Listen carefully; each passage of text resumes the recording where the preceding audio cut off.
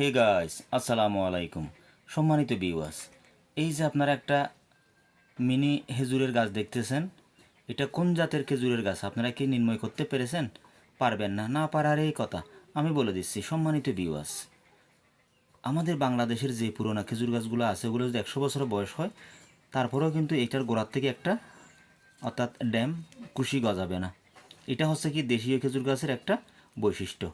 সম্মানিত ভিউয়ার্স, যে আরব দেশের খেজুর গাছগুলো আছে ওগুলো কিন্তু সময়ের ব্যবধানে কিন্তু গোড়ার থেকে সাকার বের হয়। এই সাকার শব্দটা হচ্ছে কি আরবি শব্দ।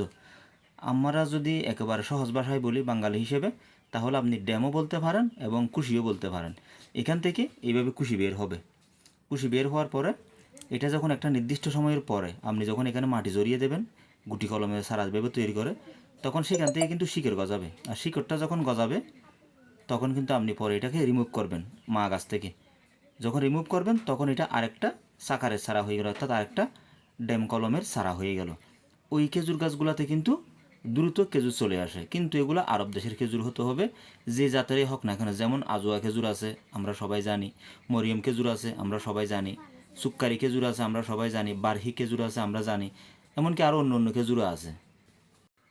সম্মানিত ভিউয়ার্স, আপনারা একটা জিনিস লক্ষ্য করেন, এটা কিন্তু একেবারে রোগা রোগা। এটা রোগা হওয়ার কারণ হচ্ছে কি, এটা হচ্ছে কি সাকারের সারা, অর্থাৎ ড্যাম কলমের সারা। সম্মানিত ভিউয়ার্স, যেটা বলতে চাচ্ছিলাম, আর এটা জাতের নাম হচ্ছে কি মরিয়ম। আজোয়া জাতের কিন্তু অনেক দাম, বারহিও কিন্তু এই অনেক দাম। তার মধ্যে কিছুটা একেবারে সস্তা দামে পাওয়া যায় এই মরিয়ম খেজুরটা। তো এটা যেহেতু একেবারে নাজুক সারা, দাম কমের জন্য আমি ছোটো সাই কিনেছি, কারণ বড় কিনতে গেলে অনেক টাকা। কারণ এরকম একটা সাকারের সারাতে হাত দিলেই কিন্তু 5,000 টাকার উপরে গণতে হয় সাইজ অনুযায়ী। তো সেজন্য আমি এত বড় সারার দিকে না গিয়ে খরচ সাশ্রয় করার জন্য আমি কিন্তু ছোটো সারা সংগ্রহ করেছি। তা আপনাদের যদি মন চায় আপনারাও কিন্তু এরকম সাকারের সারা সংগ্রহ করেন, তাহলে টপের মধ্যেও আপনারা খেজুর খেতে পারবেন। অথবা বাড়ির আগে না যদি এরকম আপনারা একটা দুইটা গাছের জাতের খেজুর গাছ লাগান, তাহলে আর কি লাগে জীবনে, মন ভরে খেতেও পারবেন, পাশাপাশি কিছু অর্থ স্বাবলম্বীও হতে পারবেন। সম্মানিত ভিউয়ার্স, আপনারা দেখতেছেন আমি এটা 10 লিটারের একটা প্লাস্টিকের বালতির মধ্যে এস্টাবলিশ করেছি।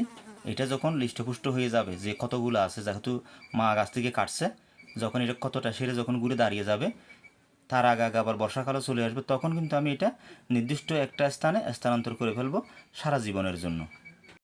সম্মানিত ভিউয়ার্স, এই টাইমের মধ্যে কিন্তু আপনারা মাটিতে লাগান অথবা টবে লাগান, কোনো রাসায়নিক সার ইউজ করবেন না। আজকে এতটুকু পর্যন্ত সবাই ভালো থাকবেন। আসসালামু আলাইকুম রহমতুল্লাহ বরকাত। খুদা হাফেজ।